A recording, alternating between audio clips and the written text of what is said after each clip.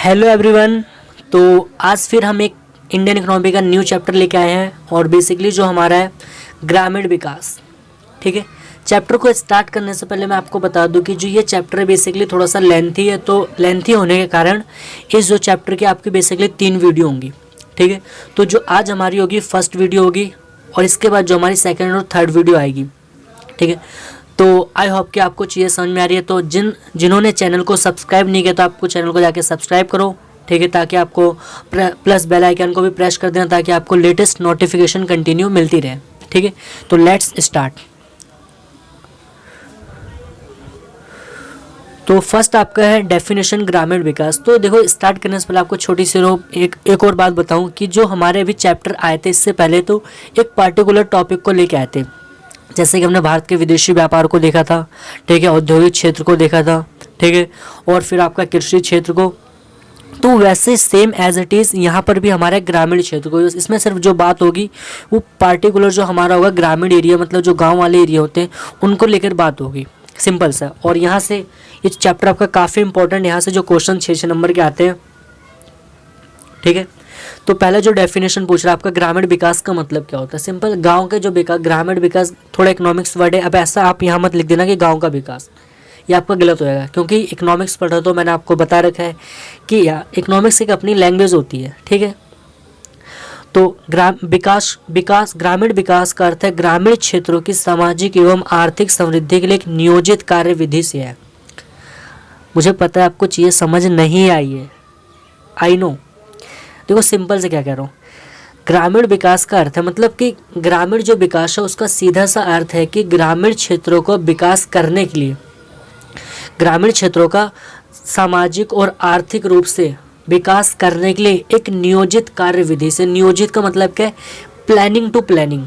ठीक है, कि आप ग्रामीण विकासों को सामाजिक और आर्थिक तौर पर उनको उठाओ किसके माध्यम से, एक प्लान के थ्रू। ठीक है, तो आपका क्या कहलाता है, ग्रामीण विकास। सिंपल सा है। ठीक है, हाँ, भारत में नेक्स्ट क्वेश्चन आपका, भारत में ग्रामीण विकास की चुनौतियों को समझा है। ये बहुत ही इंपॉर्टेंट क्वेश्चन है, बहुत इंपॉर्टेंट क्वेश्चन है। ठीक है, जो बेसिकली आपके 6 नंबर का क्वेश्चन पूछा जाता है। तो आपको मैं अभी बता दे रहा हूँ, बाद में आपको बताने की जरूरत नहीं होगी। और आप चीज़ों का अभी से भी एक कॉमन सेंस लगा लो कि जिस क्वेश्चन में मैं ज़्यादा कहता हूँ तो आप बेसिकली उसको आप या तो आप नोटबुक में आप उसको राइट डाउन कर लो, ठीक है, या फिर आप कहीं और भी लिख लो ताकि आपको चीज़ें समझ में आ जाए।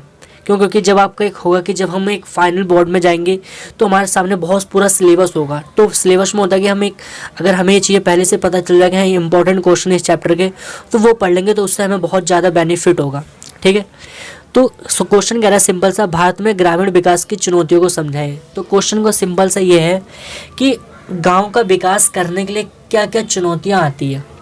ठीक है, मतलब क्या क्या जो प्रॉब्लम्स क्रिएट होती हैं अगर गांव को हमें डेवलप करना है। ठीक है, जो ग्रामीण एरियाज़ होते हैं जैसे कि यूपी हो गया, बिहार हो गया, तो वहाँ पर अगर हमें जो ग्रामीण एरिया तो उनको अगर डेवलप करना है तो क्या क्या प्रॉब्लम्स को हमें फेस करना पड़ता है। सिंपल सा है। ठीक है, तो भारत में ग्रामीण क्षेत्र का विकास करने के लिए कुछ मुख्य चुनौतियाँ निम्नलिखित हैं। तो पहली जो चुनौती है, आधारिक संरचना का अभाव। तो आई होप, मैं ये तो उम्मीद कर सकता हूँ कि आपको आधारिक संरचना पता होगी। अगर आपको पता है तो कमेंट सेक्शन में जाइए और वहाँ पर कमेंट करें ताकि मुझे भी पता चले कि आपको चीज़ें याद है। ठीक है, भारत के ग्रामीण विकास न होने का मुख्य कारण आधारिक संरचना का अभाव, जैसे व्यापार स्तर पर बिजली तथा सिंचाई के स्थायी साधनों का अभाव, सड़कों तथा यातायात साधनों का अभाव। सिंपल से है। तो देखो, गांव का आज के समय में भी हमें जो ग्रामीण क्षेत्र होते हैं, जैसे कि आप भी अगर आप गांव से जुड़े होंगे तो आप वहां पर जाओगे तो वहां पर पूरी तरह से डेवलप नहीं एरिया, जैसे कि वहां पर कभी अपने बिजली देखी होगी पूरे 24 घंटे नहीं मिलती जैसे हमें शहरों में मिलती है। या फिर वहाँ पर जो सड़कें होंगी पक्की सड़कें नहीं होती है, कुछ कच्ची सड़कें देखने को मिलती है। ठीक है, या फिर वहाँ पर जो सिंचाई के जो साधन होते हैं वो सबके पास अवेलेबल नहीं होते। तो पहला हमें ये दिक्कत होती है, पहली जो समस्या आती है कि अगर इस समस्या को अगर दूर कर देंगे तो ग्रामीण विकास होगा, लेकिन पहली दिक्कत ही आती है। दूसरी समस्या है वित्त का अभाव। ये तो आपको पैसे के दूध का डेफिनेशन हर किसी को पता होगी, सिंपल सा है। कहता ना कि पैसा होगा तो सब कुछ होगा। ठीक है, तो कहने का मतलब क्या, ग्रामीण जो क्षेत्र है वहाँ पर वित्त का अभाव, वित्त का मतलब पैसा।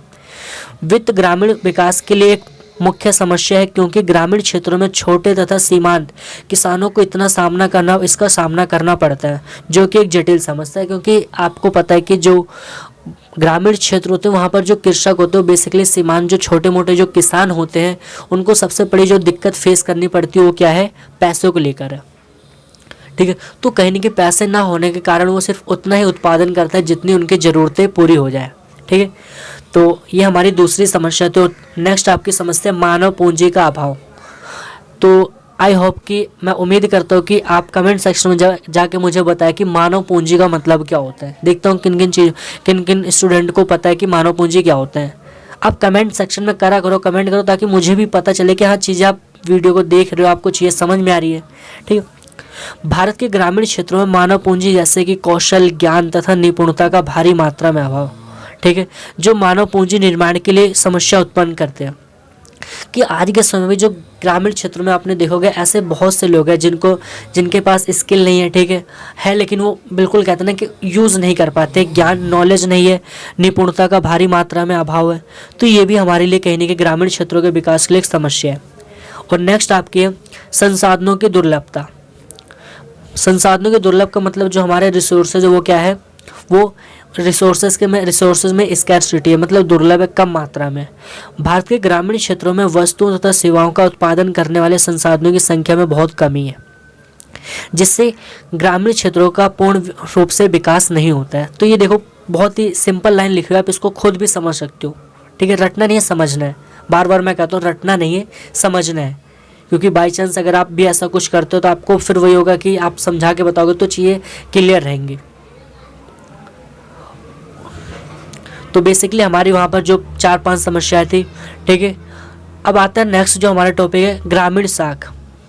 सिंपल से डेफिनेशन है, ग्रामीण साख क्या होता है। ग्रामीण साख का अर्थ है कृषक परिवारों को ऋण प्रदान करना। ग्रामीण साख का क्या डेफिनेशन है, साख का मतलब पैसा कह सकते हो या फिर उधारी जो पैसा होता है वो। ग्रामीण साख का अर्थ है कृषक परिवारों को ऋण प्रदान करना। ग्रामीण साख के 3 प्रकार होते हैं, अल्पकालीन साख, मध्यकालीन साख और दीर्घकालीन साख। मतलब कि जो ग्रामीण मतलब जो किसान होते हैं उनको जो पैसा होता है वो तीन तरह से दिया जाता है। ठीक है, 3 समय अवधि के दौरान दिया जाता है, एक अल्पकालीन के रूप में, एक मध्यकालीन के रूप में और एक दीर्घकालीन के रूप में। तो पहला आपका यहाँ पर अल्पकालीन साख। मतलब अल्पकालीन साख में मतलब जो अल्पकाल के लिए दिया जाता है वो किन चीज़ों के लिए दिया जाता है वो पढ़ेंगे, या फिर उनका टाइम पीरियड क्या होता है। अल्पकालीन साख की आवश्यकता का संबंध मूल रूप से बीज, उर्वरक, खाद तथा कीटनाशक दवाइयों जैसी आगतों को खरीदने के लिए प्रदान किया था। मतलब कि जो भी किसान अल्पकालीन साख लेता है बेसिकली वो किस लिए लेता है, या तो बीज खरीदना हो, उसे खाद खरीदना, उर्वरक खरीदना या फिर कीटनाशक दवाई, इनके लिए वो क्या करता है, अल्पकालीन साख को प्रेफर करता है। और इनके जो टाइम पीरियड होता है यह ऋण सामान्य 6 से 12 महीने की अवधि के लिए होते हैं। मतलब कि जिससे भी अगर वो लेते हैं, आगे पढ़ेंगे कि ऋण कौन कौन देता है। ठीक है, तो जिससे भी किसान ऋण लेते हैं तो इसका टाइम पीरियड उसको रिटर्न करने में होता है 6 से 12 महीने के अंदर। ठीक है, नेक्स्ट आपका होता है मध्यकालीन साख। मध्यकालीन साख की आवश्यकता का संबंध मूल रूप से मशीनरी खरीदने, बाड़ लगाने तथा कुआं को खुदवाने के लिए होती है। इन ऋणों की अवधि 12 महीने से 5 वर्ष तक की होती है। मतलब मध्यकालीन साख पहले हमें समझना है किस लिए लिया जाता है। तो वो कौन कौन से काम लगवाने के लिए, मशीनरी, अगर कोई किसान कोई मशीन खरीदना चाहता है उसके लिए, बाड़ लगवाना, पता है बाड़ की जो खेतों के किनारे जो बाउंड्री करवाई जाती है वो बाड़ लगवाना कहते हैं उसे। ठीक है, और अगर कोई किसान कुआं खुदवाना चाहता है तो उसके लिए जो पैसा उधार लेता है तो किस रूप में होता है, मध्यकालीन साख में। और इसे जो रिटर्न करने की टाइम पीरियड होते हैं ये आपका 12 महीने से 5 साल तक का होता है।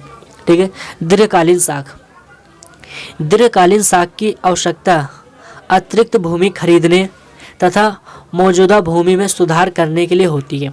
इन ऋणों की अवधि 5 से 5 वर्ष से 20 वर्ष तक की होती है। तो जो बेसिकली जो लॉन्ग टर्म का जो हम क्रेडिट लेते हैं वो किस लिए लेते हैं, या तो नहीं हमें भूमि खरीदना वो, या फिर जो पुरानी भूमि है उसको सुधार करने के लिए।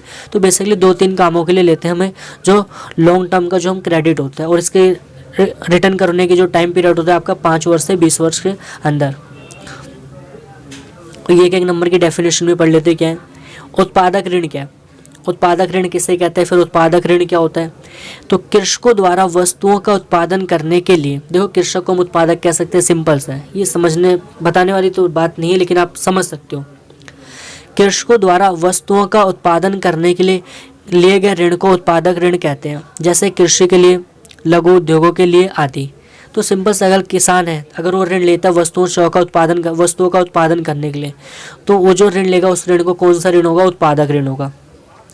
अनुत्पादक ऋण, कृषकों द्वारा शादी, जन्मदिन तथा अनुष्ठान कार्यों को करने के लिए लिए गए ऋण को अनुत्पादक ऋण कहते हैं। सिंपल, जैसे कि आपने देखा होगा ग्रामीण क्षेत्रों में कि जो किसान होते हैं, जैसे कि शादी ब्याह हो गया, ठीक है, या फिर कोई और फंक्शन कार्य हो गए, तो अगर जन्मदिन आदि जैसे कोई कार्य पर अगर कोई किसान ऋण लेता है तो वो कौन सा ऋण कहलाएगा, वो अनुत्पादक ऋण होगा। तो thanks for watching this video. और जो हमारा अगला जो इस आगे के जो टॉपिक होंगे आपके सेकंड वीडियो होगी, तो आप चीज़ों को कंटिन्यू देखें, प्लेलिस्ट में जाके सारी चीज़ें चेक करें। अगर कोई चीज़ नहीं समझ में आ रही आप कमेंट सेक्शन में जाके कमेंट करें।